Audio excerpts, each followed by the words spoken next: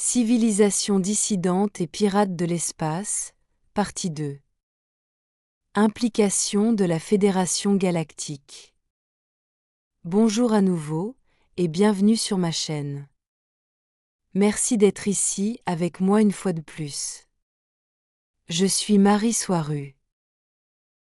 Certaines parties de cette vidéo peuvent être troublantes ou dérangeantes pour ceux d'entre vous qui idéalisent la Fédération galactique. Mais quelqu'un doit bien dire ces choses. Je suis pleinement consciente que personne d'autre sur Terre, ou presque, du moins à ma connaissance, ne parle des aspects inquiétants de la Fédération, de sa véritable nature et de la manière dont elle est organisée. Mais être seule, être la seule à dire ces choses, ne les rend pas fausses, car la vérité, même dite par une seule personne, demeure la vérité. Je ne me concentre pas sur les aspects négatifs, mais parfois, ce qui doit être dit doit l'être. Et pourtant, tout n'est pas mauvais, car tout dépend de la manière dont on interprète les choses. Tout ce qui existe peut être interprété de multiples façons, selon ce sur quoi vous choisissez de porter votre attention. Comme je l'ai déjà expliqué, cela dépend de votre conscience, de votre niveau de perception et de votre vibration. Cela signifie que beaucoup de personnes sur Terre qui partagent des informations sur la Fédération galactique peuvent avoir tendance à l'idéaliser, en se focalisant uniquement sur les aspects positifs, parfois incapables ou refusant de voir les aspects négatifs. Elles peuvent prétendre que les aspects sombres ne font pas partie de leur vibration, ce que j'ai moi-même déjà expliqué, et soit. Le problème, c'est que lorsque vous participez à la co-création d'un monde comme celui de la Terre, vous vous trouvez dans une sorte de soupe vibratoire où les choses que vous refusez de voir finissent par se manifester et peuvent vous nuire. Adopter la mentalité de l'autruche dans ces cas-là n'aide en rien. Cela dit, je suis parfaitement consciente que la Fédération galactique n'est pas une entité unique. Elle s'étend non seulement à travers d'immenses régions de l'espace, mais agit également dans de multiples densités et dimensions. Les caractéristiques mêmes qui la définissent changent considérablement selon le niveau et la densité de la partie dont on parle. En écartant les évidentes fraudes, de nombreuses personnes sur Terre canalisent des êtres de la Fédération galactique ou qui en font partie. Il est donc logique de conclure que ce qu'elles canalisent provient probablement d'une fédération de densité supérieure, possédant une vibration beaucoup plus élevée qu'une version plus matérielle et de plus basse densité, bien qu'elles fassent toutes partie d'une même structure globale, mais à différents niveaux. Cependant, les êtres des densités supérieures n'ont pas besoin d'organisation comme la Fédération galactique, car ils sont si intégrés, et la communication télépathique entre eux est si développée, qu'une telle structure devient obsolète. La Fédération galactique se dissout d'elle-même au fur et à mesure que l'on s'élève dans les densités existentielles. De manière générale et idéale, les êtres qui communiquent avec les humains par canalisation ont tendance à provenir de royaumes plus élevés, ce qui explique pourquoi leurs messages sont toujours si positifs et empreints d'amour. C'est aussi pourquoi certains réagissent négativement lorsque je parle des aspects sombres de la Fédération. Mais nous ne parlons pas des mêmes êtres. Il semble qu'on confonde ou qu'on mélange les niveaux inférieurs de la Fédération galactique avec les messages provenant de plans beaucoup plus élevés, là où la Fédération n'est même plus nécessaire. Je dois toutefois avertir que la canalisation n'est pas limitée aux êtres des hautes densités. La vibration du canal doit largement correspondre à celle de l'entité canalisée, sans quoi la connexion n'a tout simplement pas lieu. Cela signifie que la personne qui canalise interfère énormément avec le message reçu, car tout devient un reflet de sa propre vibration, de ce qu'elle est. Les messages reçus sont donc limités aux entités qui correspondent à cette fréquence. Beaucoup d'entités du bas astral sont des trompeuses, très manipulatrices, et se font souvent passer pour des êtres positifs, délivrant des messages d'amour dans le but de servir leurs propres agendas. Ainsi, comme toujours, Prenez uniquement ce qui résonne avec vous dans chaque message que vous entendez et laissez le reste.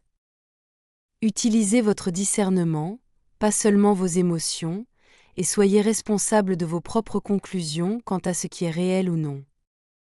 Ce que je vais dire maintenant s'applique uniquement aux parties de la Fédération galactique qui se trouvent dans les mêmes royaumes existentiels ou densités et dimensions que le monde réel de la Terre, la Fédération concrète, physique, aussi réelle que votre propre gouvernement local. Ce niveau de la Fédération est composé d'êtres comme vous et moi, avec un corps biologique qui a besoin de manger, de se reposer et d'aller aux toilettes. Et comme toujours avec les gens, chacun est différent, chacun a sa vibration, ses idées, ses intentions. La Fédération galactique, au même niveau existentiel que la société terrestre, n'est rien de plus qu'un autre gouvernement, avec la même structure de base que ceux de la Terre, car ils en sont le reflet, générés par les mêmes dynamiques supérieures. La politique et les politiciens terrestres sont la traduction terrestre de ceux d'en haut, dans la Fédération galactique, qui sont les véritables contrôleurs de la Terre. Une grande partie des politiciens de la Fédération galactique appartiennent à des races lyrianes, et leurs niveaux d'éthique sont aussi variables qu'on peut l'imaginer. Bien qu'en général ils soient moralement bien plus élevés que la moyenne des politiciens corrompus sur Terre, certains manifestent encore de mauvaises habitudes. De plus, le fait d'avoir des politiciens non humains dans des positions de pouvoir, au sein des sections de la Fédération qui gèrent les affaires terrestres, complique énormément les choses, car il leur est difficile de comprendre ou de se relier aux besoins humains. Comme je l'ai déjà dit, confier des décisions à des races non émotionnelles concernant des peuples profondément émotionnels comme les humains lyriens est cruel ou du moins insensé. La race lyrienne la plus impliquée dans la direction locale de la Fédération, celle qui supervise tout ce qui touche à la Terre, est celle des Alphraciens ou Centauriens. Viennent ensuite les Antariens, également lyriens. Mais toutes peuvent être considérées simplement comme des humains de l'espace. Toutes les races sont capables de faire le bien comme le mal, tout dépend des individus. Cependant, certains membres de la Fédération abusent de leur pouvoir, agissant souvent comme les politiciens terrestres, avec les mêmes mauvaises pratiques. Quand ils ne peuvent obtenir ce qu'ils veulent par des moyens légaux, ils manipulent, et s'ils échouent encore, ils recourent à des tactiques sournoises comme l'extorsion, les fausses accusations ou les opérations sous faux drapeau. Dans ma précédente vidéo, j'ai décrit les civilisations dissidentes et les pirates de l'espace. Ces groupes naissent souvent de l'initiative de quelques individus refusant de faire partie d'une civilisation plus vaste et établie. Mais ces micro-civilisations finissent presque toujours par manquer de ressources, et bien souvent, par adopter une éthique douteuse, probablement la raison pour laquelle elles se sont isolées au départ. Ces communautés finissent par dépendre du pillage, du vol et de la force pour survivre, attaquant des civilisations plus établies, notamment celles en développement ou les colonies isolées. Elles s'en prennent parfois aussi aux vaisseaux en transit, particulièrement lorsqu'ils ne sont pas en hyperespace. C'est ainsi que ces civilisations dissidentes deviennent de véritables pirates de l'espace, un phénomène malheureusement commun dans les densités matérielles inférieures. Même la puissante Fédération galactique, malgré ses vastes ressources, peine souvent à les neutraliser, surtout les plus rusées et prudentes. Certaines, trop téméraires, ont tenté d'attaquer des vaisseaux de la Fédération, ignorant qu'il s'agissait de navires de guerre. Le problème s'aggrave lorsque des politiciens corrompus, à divers niveaux de la Fédération, utilisent ces pirates à leur avantage. Comme tout détenteur de pouvoir, ils en veulent toujours davantage. La Fédération et ses membres ne font pas exception. Ils cherchent à rallier toujours plus de races stellaires et de cultures sous leur bannière. Mais une fois intégrées, ces races se retrouvent contrôlées et soumises aux règles et régulations imposées par la Fédération, au nom de la coopération et de la sécurité collective. Lorsqu'une race stellaire veut rester indépendante et refuse d'adhérer à la Fédération, Certains politiciens utilisent alors les pirates de l'espace pour attaquer ces peuples émergents et les forcer à demander la protection de la Fédération. C'est littéralement créer le problème pour ensuite vendre la solution. Une tactique de manipulation bien connue sur Terre. Parfois, la Fédération conclut des accords secrets avec certaines factions pirates, leur promettant l'impunité en échange de leurs services. Et il est également connu que la Fédération a elle-même créé plusieurs groupes pirates travaillant directement pour elle comme agents noirs, pour forcer d'autres civilisations à obéir à ses règles. Cela signifie que la Fédération, à un niveau ou un autre, est responsable de nombreuses atrocités et attaques contre des civilisations fragiles, dans le but d'étendre son pouvoir politique. Ces informations proviennent des archives tégétiennes et des peuples félins Urma, qui condamnent fermement ces pratiques. Mais je le répète, la Fédération n'est pas entièrement mauvaise. La majorité de ses membres sont des êtres bienveillants et éthiques, travaillant chaque jour avec amour et dévouement. Cependant, une face sombre existe, et cette ombre se reflète directement sur Terre à travers les agendas corrompus et les manipulations des gouvernements humains et de leurs marionnettes. Ces pratiques peu éthiques s'appliquent aussi à plus petite échelle, visant des individus jugés gênants pour les intérêts de certaines factions de la Fédération. Cela inclut la diffamation, la falsification de preuves, les menaces, et dans les pires cas documentés, l'assassinat. Récemment, la connexion Internet de notre vaisseau Toleka et de celui des Urma, l'Avon One, a été sabotée à 3 reprises.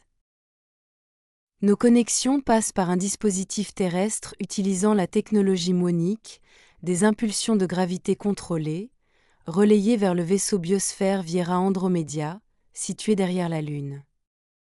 De là, l'information est distribuée vers les vaisseaux en orbite.